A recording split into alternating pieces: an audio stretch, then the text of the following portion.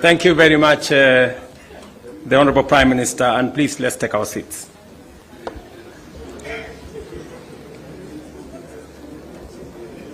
Your Excellency, Raila Amolo Odinga, Prime Minister of Kenya and party leader of my former party.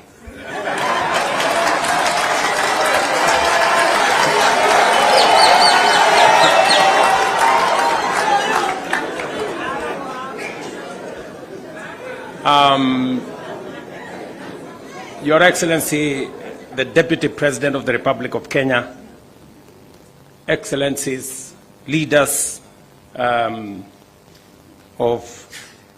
both UDA and ODM, distinguished ladies and gentlemen, good afternoon.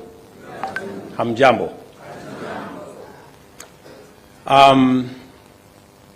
I want to associate myself with the comments that have already been made by my elder brother, Raila Odinga, on the journey that we have come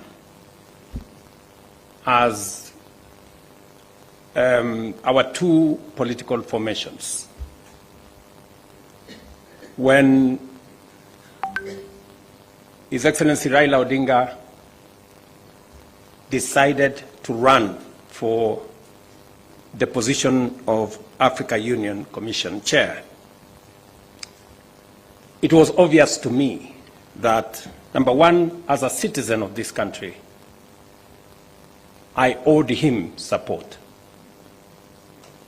And it was also clear to me that knowing him as a Pan-Africanist, as a leader with experience, and that he had immense understanding of issues Africa, he qualified for not just my support, but that of the government of Kenya.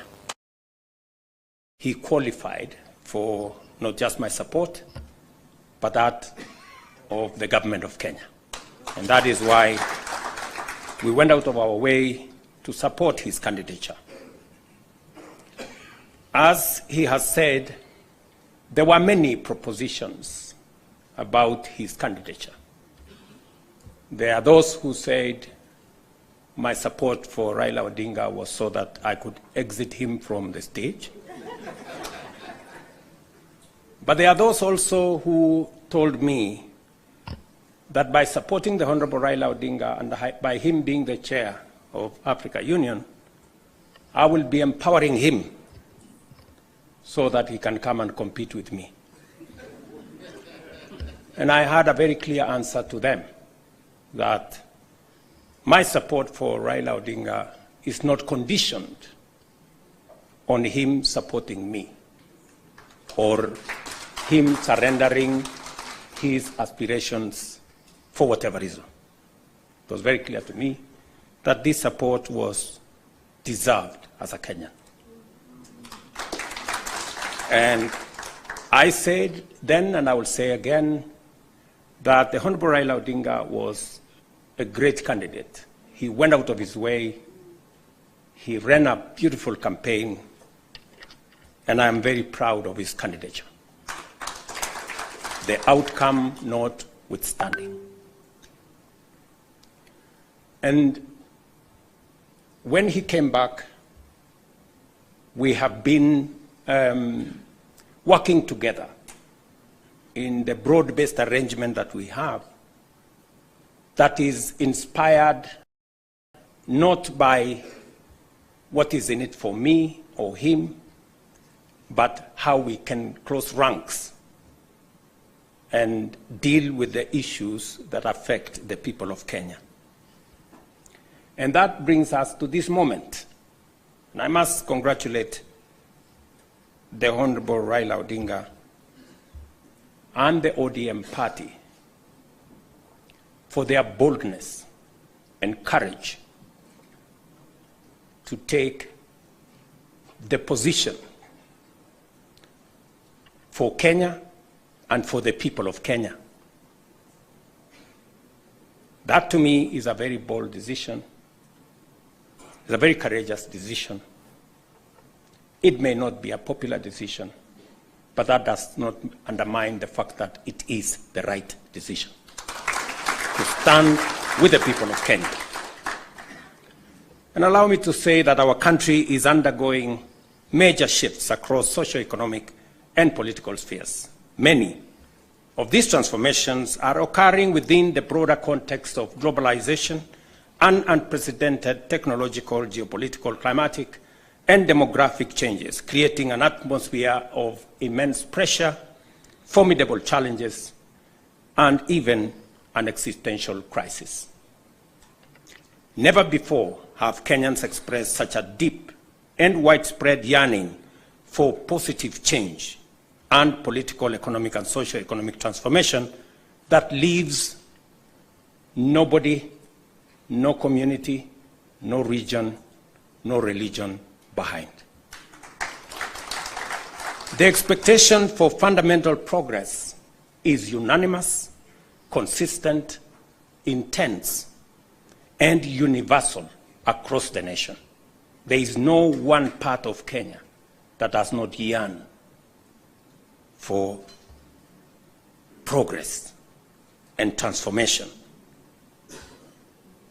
These aspirations, grounded on our nation's enduring character of boldly pursuing freedom, democratically managing our diverse interests, and engaging progressive institutions such as a clear notice for all of us that the time has come for us to seize this historic opportunity, unite more strongly than ever before, and deliver meaningful change to the Kenyan people.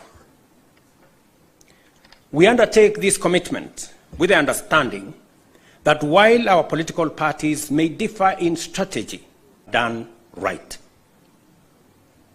We, the leaders of UDA, Kenya Kwanza, and ODM, commit to implementing the NADCO report to address the key national issues of UDA, including the cost of living, youth unemployment, and gender inclusion. We also pledge to foster inclusivity in governance and development, protect and strengthen devolution, invest in creating opportunities for the youth, uphold integrity in leadership, and safeguard the right to peaceful assembly.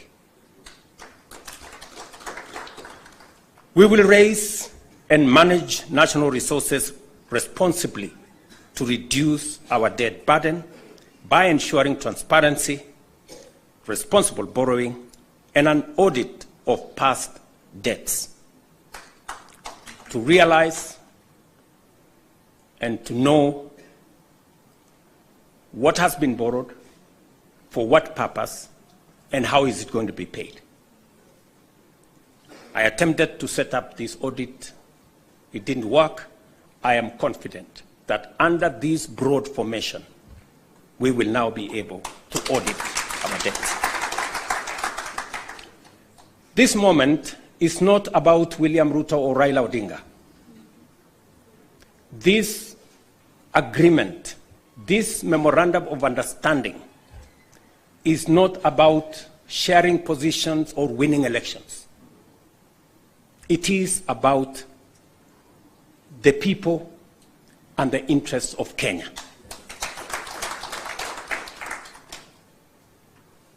That is what is significant. To me,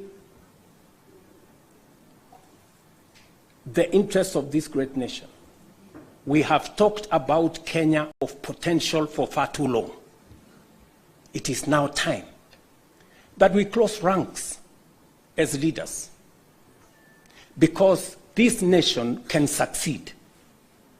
We have what it takes to be a great nation.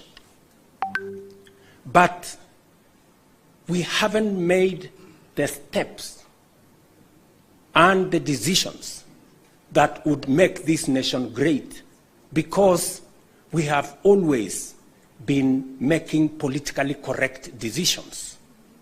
We need to make decisions that are correct as far as the interests of the people of Kenya are concerned.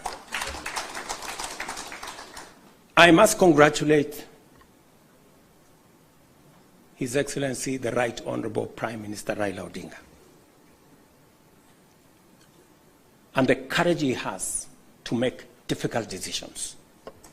Not many leaders can make the kind of decisions the Right Honorable Raila Odinga can make. Very few people can put the interests of the nation and the interests of the people above or ahead of their own personal interests. I say that without fear of any contradiction, because I know the kind of difficulty my elder brother has got to go through in getting us to this position.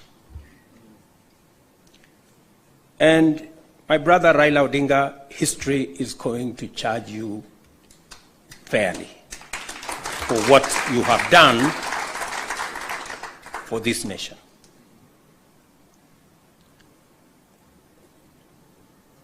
Immediately after the elections, several months after the elections, I called my brother and I told him, you have been my party leader. You have been my senior. Today, by God's grace, I'm president. I want you to be treated well.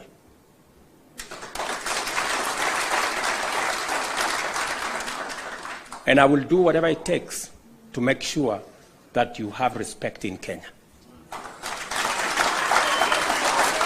And I am not doing this so that for any other reason that is selfish to me. I am doing this because I'm a younger person.